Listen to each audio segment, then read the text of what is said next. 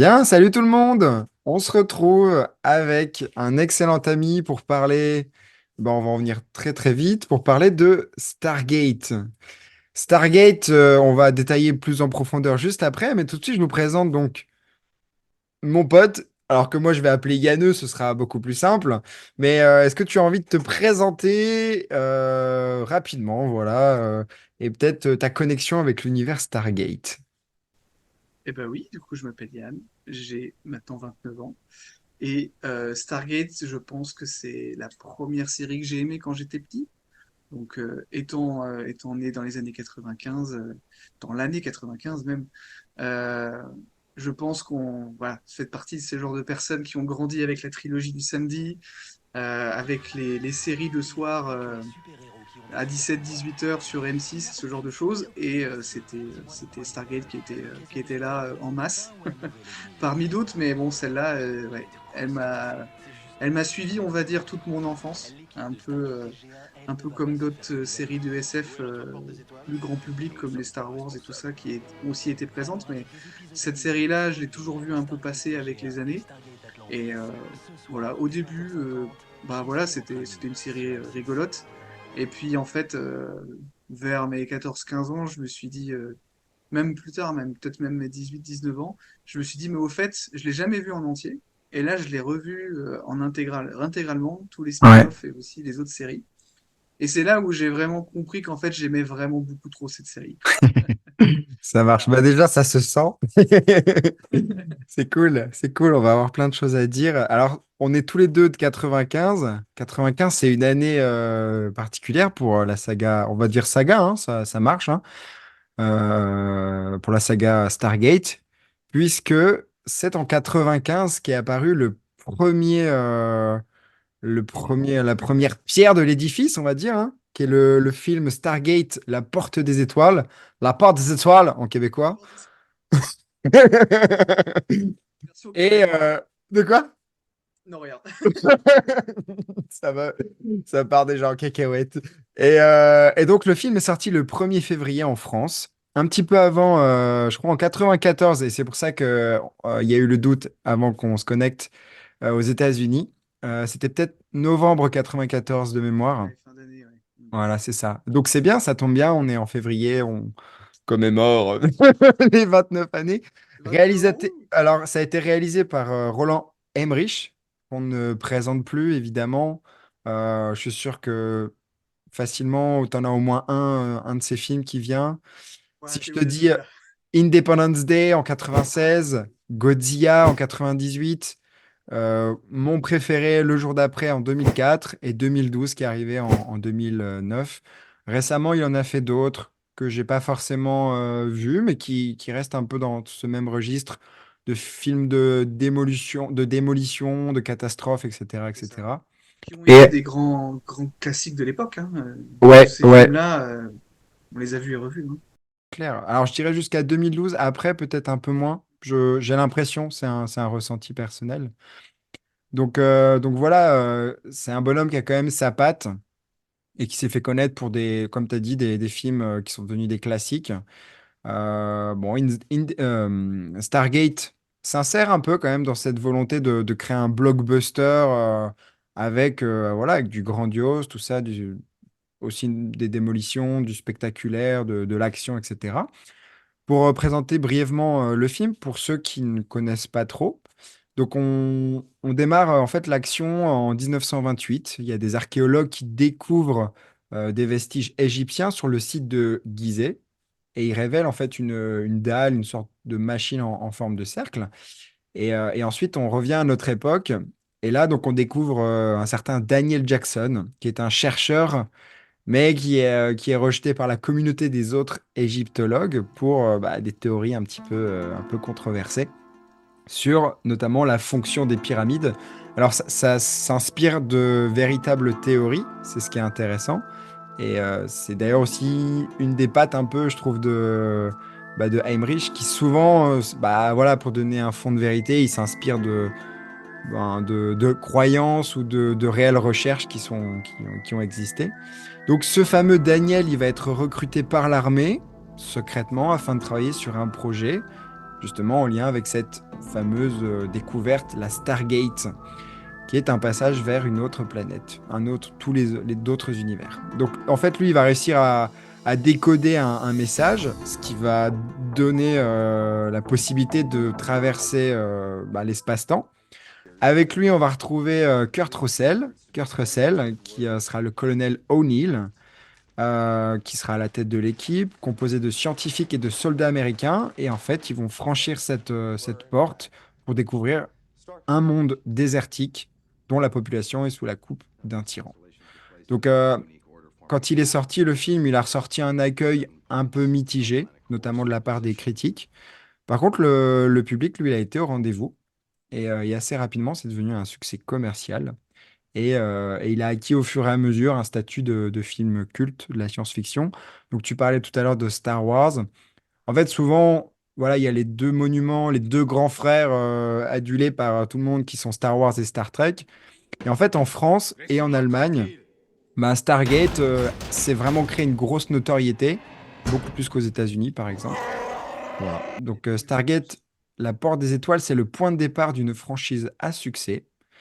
Et enfin, ensuite, Roland Emmerich et Dean Devlin, ils ont vendu les droits à la MGM. Donc la MGM, on reconnaît bien le studio, c'est le lion hein, qui rugit, c'est la panthère rose et c'est notamment James Bond. Et on aura peut-être l'occasion d'en parler après, mais MGM a été racheté récemment par Amazon. Voilà. Donc toi, est-ce que tu avais eu l'occasion de découvrir ce film au cinéma ou tu l'avais découvert plus tard? Comment Non, c'était je l'ai pour toi? découvert bien, bien plus tard. Je l'ai même découvert après avoir vu 2 fois la série Stargate en entier. Ah ouais, C'est-à-dire, d'accord. ouais, ouais, je l'ai découvert très, très tard. Ce qui était assez rigolo avec ce film, c'est que tous les gens de plus de 40 ans, dès que tu disais Stargate, ils disaient, oh ouais, le film était super. Et bon, moi, je l'avais jamais vu à cette époque. Et quand je l'ai vu, j'étais en mode, ouais, bon. Je trouve qu'en fait, il a été vachement Surévalué? non, il a été supplanté par la série derrière qui Ah élève oui. vachement tout ce qu'il a mis en place. Mm.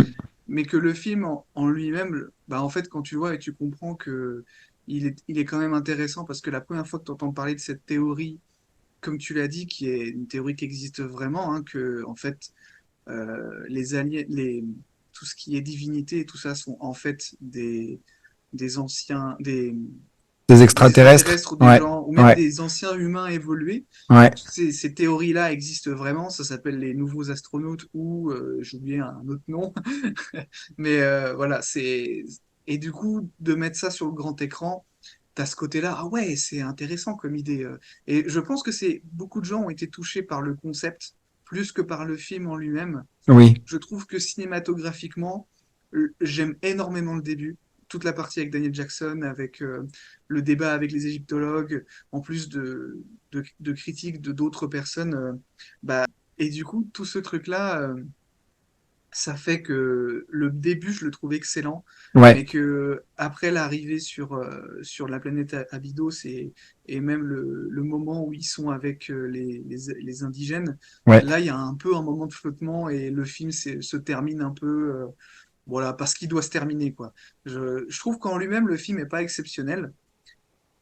Et je pense que c'est un peu voilà, ce que les critiques en ressortaient aussi, mais qu'il marque parce qu'il t'apporte des choses que tu n'as jamais trop vues et qui il amène bien le côté scientifique et archéologique de la chose. Mhm. Ouais, c'est vrai. Bah, ah oui, non, je suis d'accord avec toi. Hein, on n'est pas sur un film cinématographiquement parlant. C'est pas incroyable.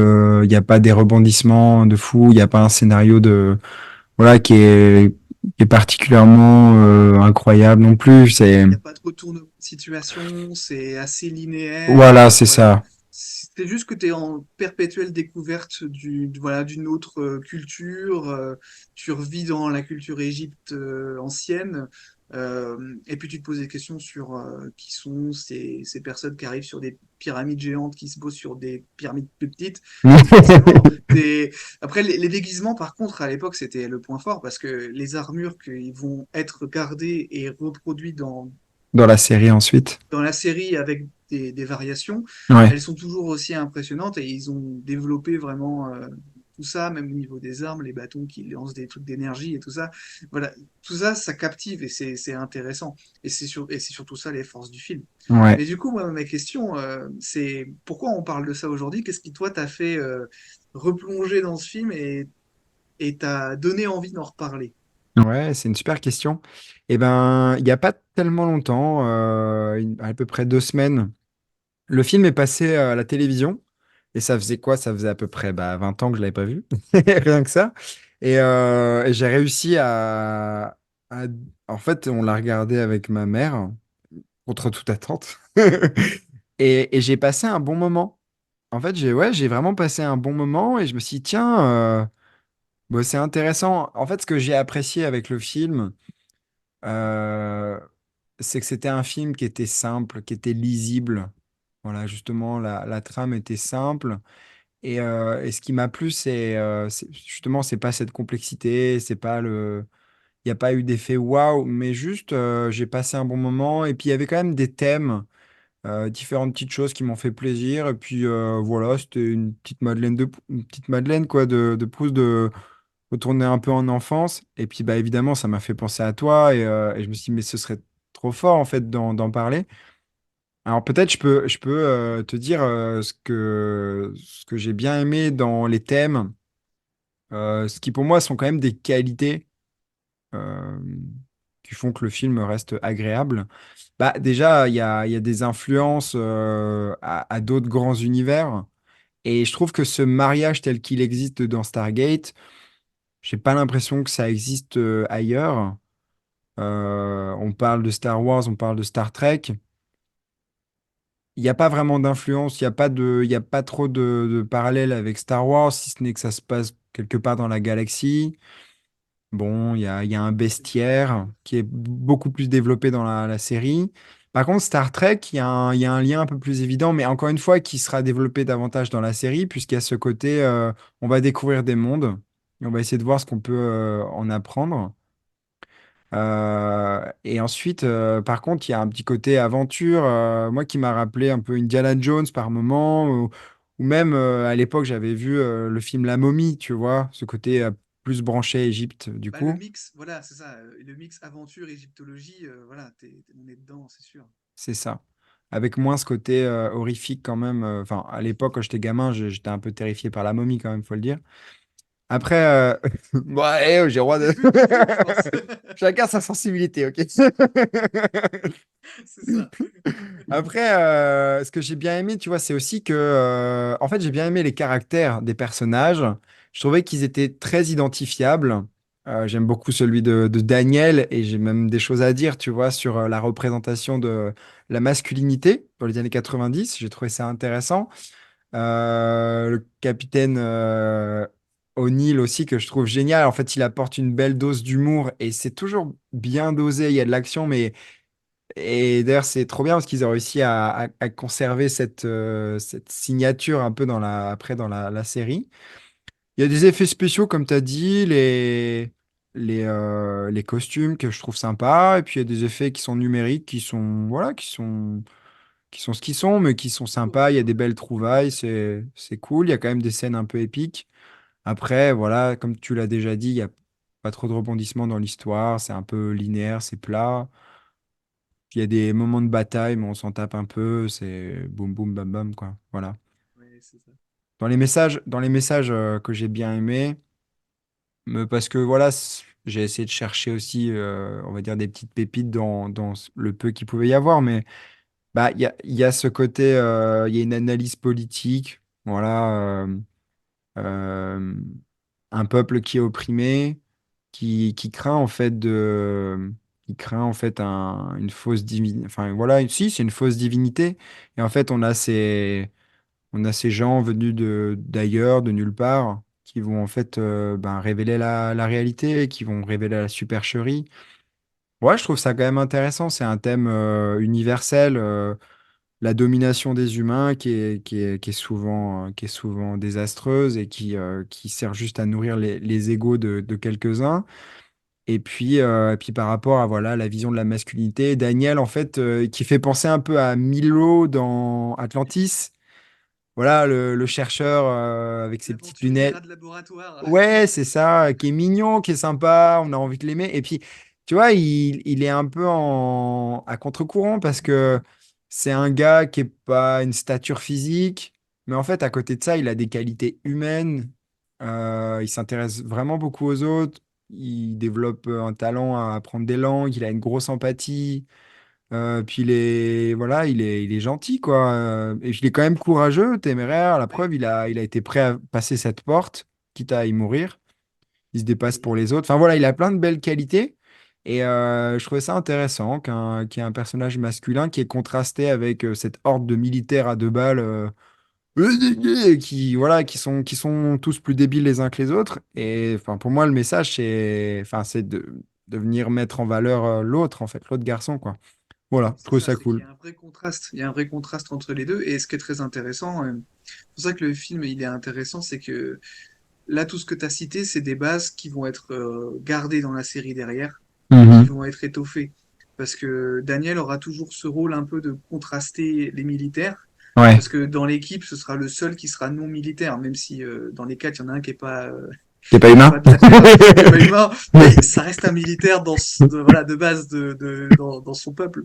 Mais du coup, c'est intéressant parce que même son sentiment de justice et tout ça aussi qu'on peut ressentir, où il peut être révolté par bah, les tyrans, par même le traitement que les militaires peuvent faire du peuple euh, qui sont en train de visiter, bah ça c'est quelque chose qu'on va retrouver tout au long de la série Hmm. et qui va servir même de fondement moral à Daniel Jackson en fait. Ça va être le défenseur de la moralité tout au long de la série, même quand les propres membres de l'équipe militaire vont faire des choses immorales parce que ça va arriver dans la série. C'est Hmm. une des qualités de la série aussi, c'est qu'elle ne montre pas forcément que du bon et que voilà, des bonnes choses de la part de son équipe, c'est qu'elle est assez objective des fois Il sur y a ce qui des se enjeux passe. moraux, et puis nous, Il en y a tant que des enjeux spectateurs, moraux. on essaie de Voilà. se positionner, quoi. Donc, Et quand t'es Daniel adolescent, restera c'est intéressant. Ouais, voilà, c'est ça. Il ouais, restera cette boussole de la moralité tout au long de la série. ouais. Ok. Bah justement, je te propose qu'on bascule tout doucement vers la série. Euh, donc, la série télévisée, la première, c'est Stargate SG1. SG pour Stargate. Voilà. Et un pour un, parce que c'est la première équipe. Voilà. Donc Et en voilà. fait, j'ai adoré ce petit moment de flottement, c'était génial. Donc Stargate SG1 reprend l'histoire un an après l'action du film. Les rôles principaux sont repris par Richard Dean Anderson, que l'on connaît jusqu'alors très bien pour son rôle de MacGyver. Voilà, et Michael Shanks, qui interprétera Daniel Jackson. Et punaise, j'ai oublié de le noter, j'avais noté un truc fou avec Michael Shanks, qui en fait a tourné dans un film récemment, mais personne ne le sait, en fait, on le voit pas. Il est caché sous un déguisement ou je sais plus quoi. Si vous l'avez, dites-le en commentaire. Et je me suis dit, ouais, mais c'est fou, en fait, ce mec, il existe encore, en fait. Ah oui, mais les acteurs de SG1, on les a revus tout du long, hein, au fur et à mesure. Hein. Attends, tu sais quoi, je vais C'est essayer de le dingue. retrouver tout de suite. C'est un film vraiment qui est pas si vieux. Mais oui, en fait. Alors, il a joué dans l'écurie Marvel et il joue un des super méchants qui est un de mes préférés perso, qui est on va dire, le descendant direct de Tony Stark. Attends, quoi? Bah, le fils à Iron Man, qui est un grand méchant. Ah, je t'embrouille plus qu'autre chose. En Ah fait, il a ouais. interprété Ultron. Voilà. Ah, ok. Ok, je l'apprends, je savais pas du tout. Ouais, bah Pour moi le j'ai fils découvert Iron ça. Man, j'avoue, tu m'as perdu. Hein. Le Ouais, fils ouais. Iron Man, je suis en mode quoi? Mais je comprends pas, il a D'accord. pas une fille normalement. Puis Oui, c'est ça. Ça me fait peur, je comprends pas. Le mec est déjà dans le futur, 20 ans en avance. Donc, Ben, écoute, je savais pas. et ben voilà, c'était C'est pour ça que l'anecdote. j'adore Ultron, en fait, je viens de comprendre. C'est pour ça que Bah j'adore voilà. le film. Ça transpirait en fait Ça Daniel et c'est pour transpirait ça. Daniel Jackson. Pas vraiment vrai, hein. Je vais vous détruire, mais c'est Daniel, ça, pas du tout. Je le reconnais, lui. C'est l'archéologue. Alors, bah, ce que je te propose, j'avais envie de te poser des petites questions par rapport à cette série dont tu es beaucoup plus connaisseur que moi. Euh, Moi, j'avoue, j'ai entrevu de temps en temps des épisodes, ça et là. Et de mon côté, je trouvais ça un peu kitschouné et j'avais un peu du mal vraiment avec l'esthétique. Et je pense qu'aujourd'hui, par contre, je me sens prêt. J'aimerais beaucoup revoir, j'aimerais beaucoup m'y réintéresser. Mais en attendant, on va s'intéresser à toi. Hein, c'est toi la petite pépite, la caution. Alors, en Bon, je fait, tiens quand même à faire un disclaimer, hein, c'est que moi j'ai juste regardé la série 2 fois et c'est tout, hein. oh, ouais. Il y en a qui sont beaucoup plus. Drapeau blanc. Ouais, c'est ça. Bon, après, c'est sûr que ça fait 200 épisodes, genre plus de 200 épisodes, je crois. Non, bah c'est sûr, Regarder deux fois de il y a suite. toujours des gars qui seront beaucoup plus Voilà, calé investis, calés et là, qui te voilà, sortiront acharnés. toutes les races qu'on a rencontrées dans la série et qui te diront tout le nom des vaisseaux, comment ils sont construits et tout ça. Mais c'est chacun D'ailleurs, son. si vous faites partie de cette sorte de personnes, Ne faites-nous un petit parlez pas. coucou. Non, exprimez-vous justement. Ne me Faites-nous les ridiculisez commentaires. pas, ok? Ça suffit. Alors, j'ai une première question qui est en fait c'est deux questions. Est-ce que pour toi, on en a un peu parlé déjà, mais la série, est-ce qu'elle était différente des autres programmes de l'époque? Pourquoi?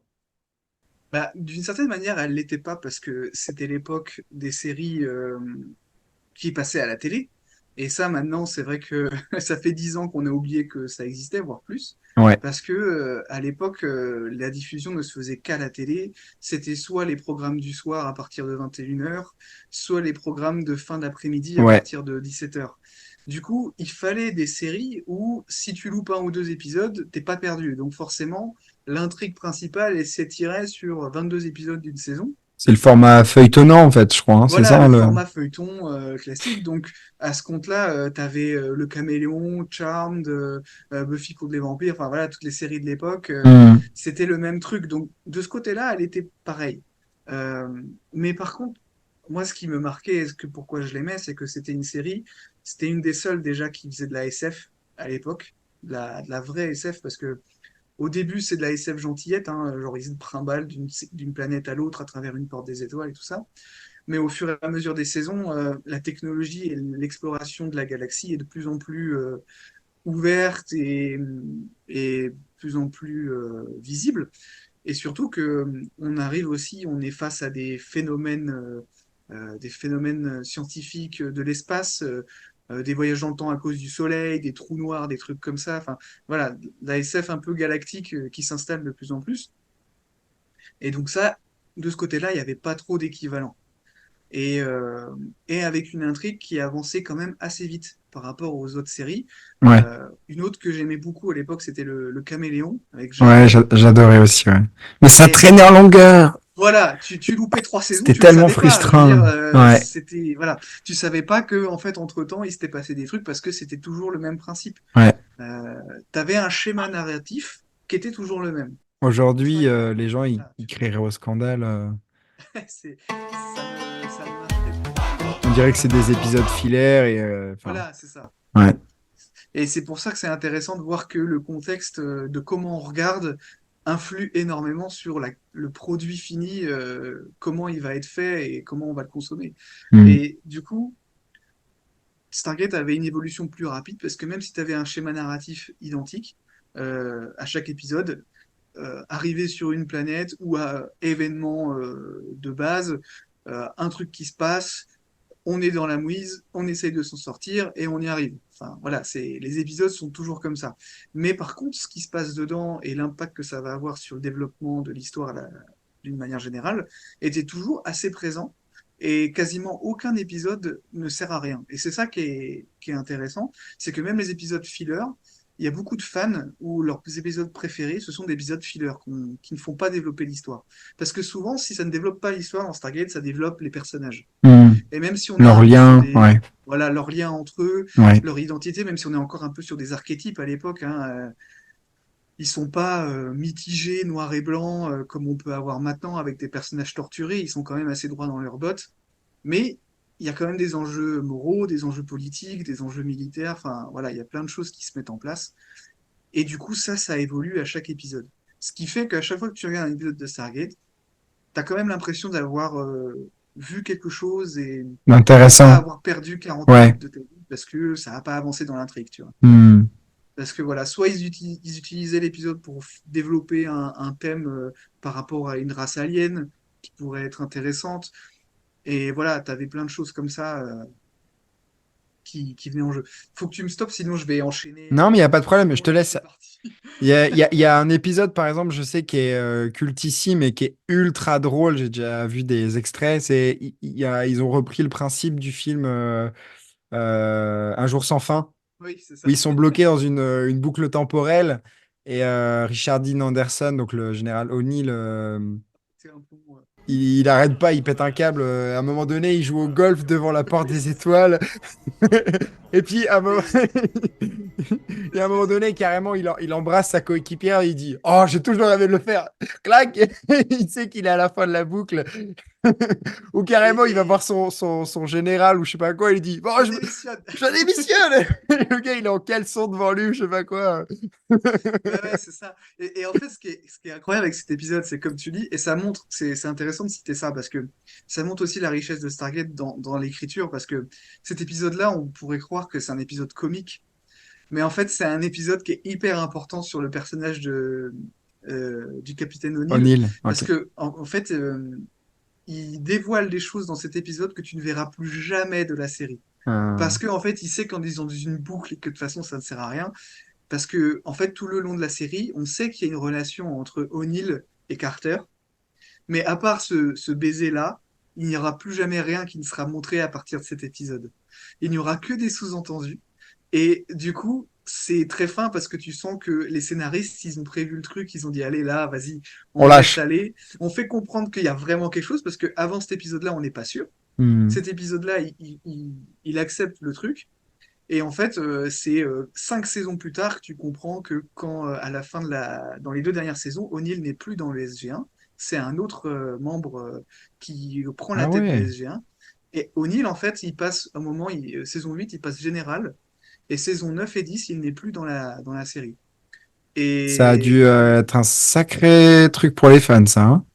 Et ben, c'est ça qui est intéressant aussi, c'est qu'il y a de l'évolution, mais le passage de flambeau est bien fait. Il Ouais. fait quand même des caméos.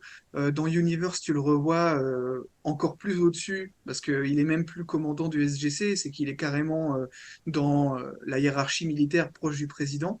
Donc tu vois toujours qu'il est toujours là en fait.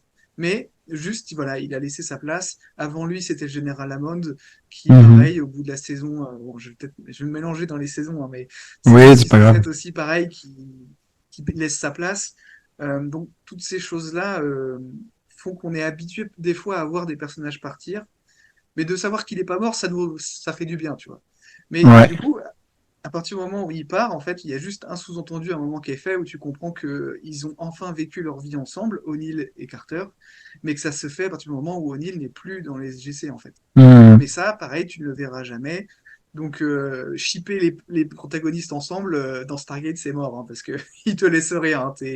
Donc, cet épisode-là montre qu'ils savent gérer les liens entre les personnages et ils savent jouer même avec des épisodes comiques pour en tirer des choses intéressantes. Et parce que en fait, cet épisode laisse aussi la place à Tilk, euh, qui est là et qui permet aussi, qui aide aussi à,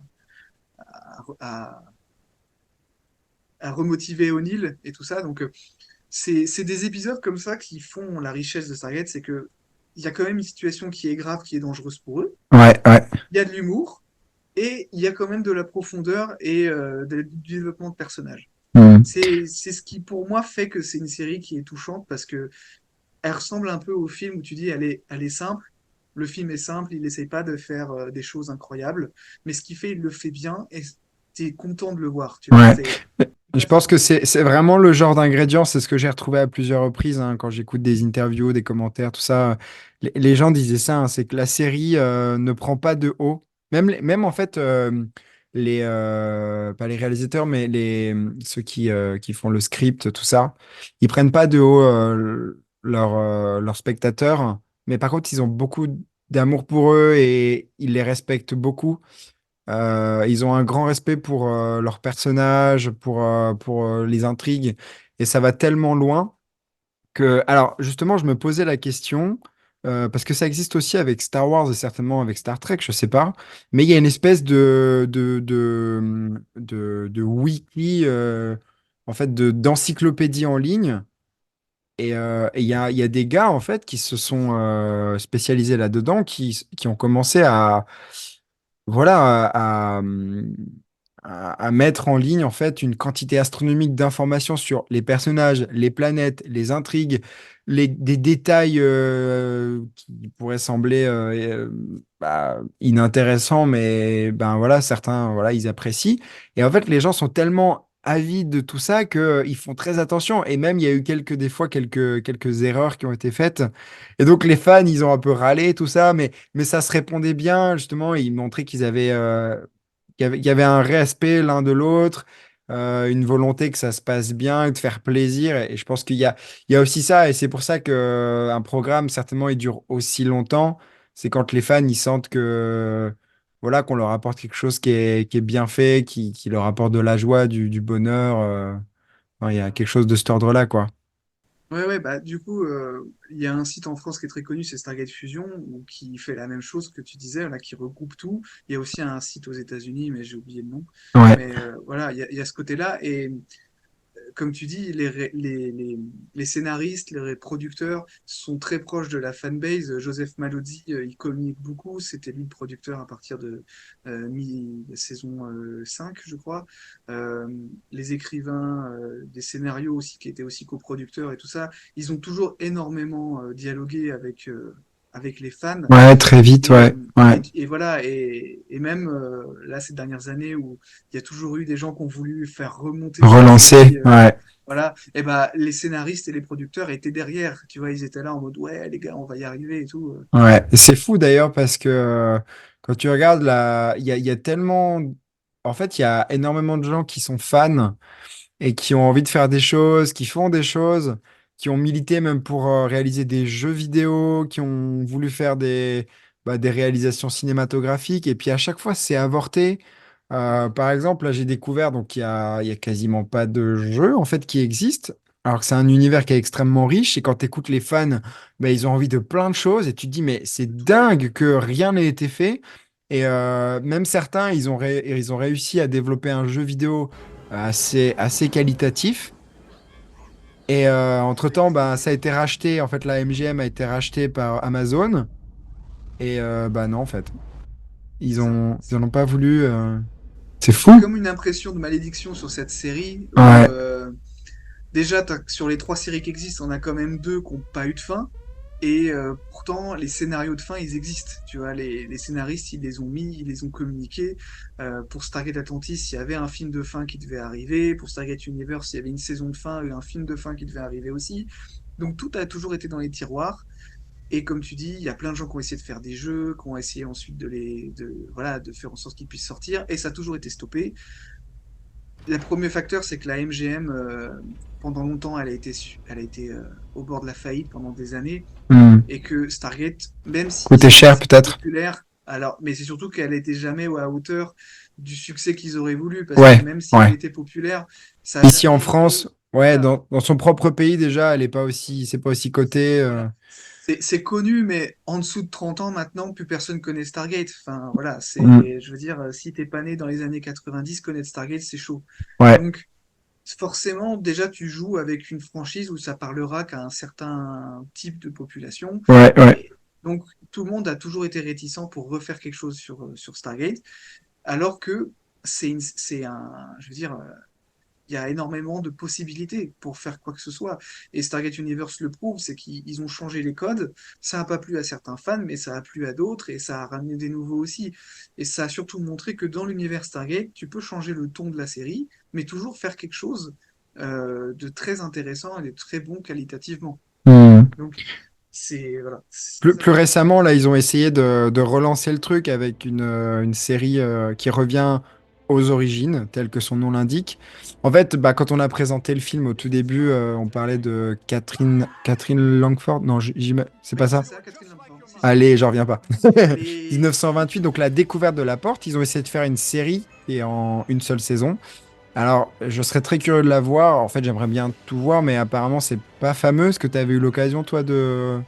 Bah, mais j'ai pas eu l'occasion de la voir en entier non plus. J'ai vu le premier épisode et Ouais, plusieurs trucs m'avaient un peu interpellé. L'arrivée des Goa'uld sur Terre, un peu enfin trop pour une tôt, quoi. anecdote, hein. Ouais, c'est ça. Alors que c'est censé être une planète oubliée depuis des années. Que les Goa'uld pensent que la porte n'existe plus et que c'est pour ça que la Terre est tranquille, alors que Hmm. tous les autres peuples sont asservis par les Goa'uld. Donc déjà là, bon, du coup j'ai pas vu la Des suite parce que incohérences ouais voilà, un peu trop marquées, quoi, pour un donc fan. ça m'a un peu déstabilisé. Et puis bah D'accord. t'es pas sur la qualité de production de la série non plus. C'était un peu fait à la base, c'était sorti un peu comme une web série. Puis Oui. depuis ils l'ont un peu canonisé comme une série vraiment produite et tout ça, mais t'as Hmm. quand même pas la même qualité de production et ça se sent. D'accord, Donc ouais. voilà. Ok. Et là, le ton était quand même très différent. Donc je suis pas allé plus loin, mais j'aimerais. Surtout que maintenant que tout est accessible sur Amazon, Alors, qui... j'ai regardé, hein, parce que justement, comme j'aimerais bien regarder, en fait, c'est accessible et ça l'est pas. C'est-à-dire que si Oui, vous c'est un avez peu un payant. compte, voilà, c'est ça. C'est que c'est un peu dommage, je trouve, parce que sur Disney+, par exemple, tu as accès à Stars. Voilà, enfin, ça fait partie du truc. Là, tu vas sur Amazon, vu que c'est encore enfin, c'était la MGM, ils te demandent de repayer un truc supplémentaire. Tu as le droit à 15 jours d'essai. À moins de faire du non-stop, ça va être compliqué. Mais de toute façon, techniquement, tu peux pas regarder Stargate en entier en 15 jours. Bon, bah voilà, c'est fait, donc c'est mort, Voilà, c'est sachez-le. perdu. Bon, Non, bah non, voilà. mais par contre, oui, voilà, moi, Stargate Origins, je pense que ça se fera comme ça, hein. Je vais prendre les 15 jours et je vais les enchaîner, et puis voilà. Ouais. Mais c'est sûr que ça reste toujours une série qui est plus accessible qu'avant, parce que avant, si t'achetais pas les boîtes pour aller chercher la série, c'était compliqué. Oui, oui, Enfin, voilà. dans le Hmm. domaine légal. Maintenant, Et puis ça le coûte une domaine centaine illégal, il d'euros, est quoi, une encore plus intégrale. compliqué. Ouais. Ouais, bah oui. Hmm. Après, moi, d'occasion, tu peux en trouver, je pense, Oui, pour oui, pas c'est cher. vrai, il y a l'occasion. Ouais. Toute la... Voilà les amis, on se retrouve en voix off. On a pris beaucoup de plaisir avec Yann, avec Nox Rocks, à faire cette vidéo, à parler de Stargate, de l'univers, de cette saga qui a quand même marqué l'histoire, qui a été très appréciée principalement en France, en Allemagne. N'hésitez pas à nous faire un petit commentaire, ça fait toujours plaisir. Des encouragements, le petit pouce aussi. Alors vous connaissez hein, tous ces bails, évidemment, tous les youtubeurs vous le disent, mais sincèrement, voilà, c'est tout simplement ça nous encourage, ça nous stimule. Et puis un petit coucou, bah, ça fait toujours plaisir. Voilà, vous pouvez aussi vous abonner, évidemment, ça fait aussi plaisir de voir qu'on est soutenu. On essaye de vous sortir du contenu régulièrement. Merci aux monteurs, merci à toute la team. On vous prépare encore bah, du contenu qui arrive très bientôt. Et puis bah, en attendant, bah, prenez soin de vous. À très vite. Cinéphile en vôtre, c'était ce que j'en dis, ce qu'on en dit. Lord Moustache. Ciao ciao.